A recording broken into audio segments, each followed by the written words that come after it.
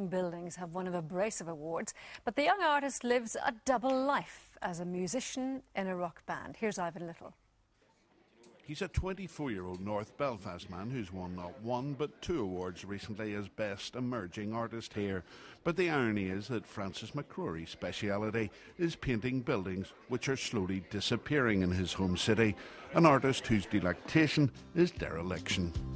And I know they're tearing it down street by street. Look out below, there goes the ground beneath your feet. Francis admits he has a fascination with Belfast's vanishing heritage, capturing on canvas ageing and abandoned buildings like the Floral Hall, which have a resonance with people twice and three times his age. I've always been interested in buildings that, don't always stand out. They've got a bit of decay about them, and they had a life, and now they're come to the end of their life. But it's also about a city in transition, because when buildings are knocked down, there's always the opportunity for redevelopment.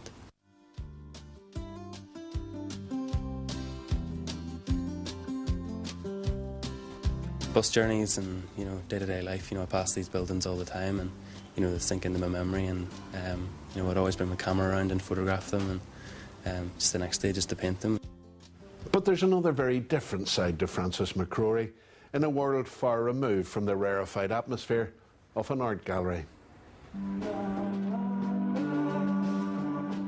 2 nights before his opening at the Emer, Francis played to a very different crowd at Auntie Annie's music venue with his indie rock band, Bunk Bed.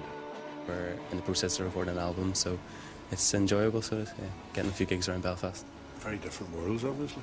Yeah, but also quite similar. I just like to be keeping active, and the music and the art. If you were given the choice of making it really big in the music world or the art world, which would you? Oh, it would have to be the art world. Yeah, music will always play second fiddle, definitely.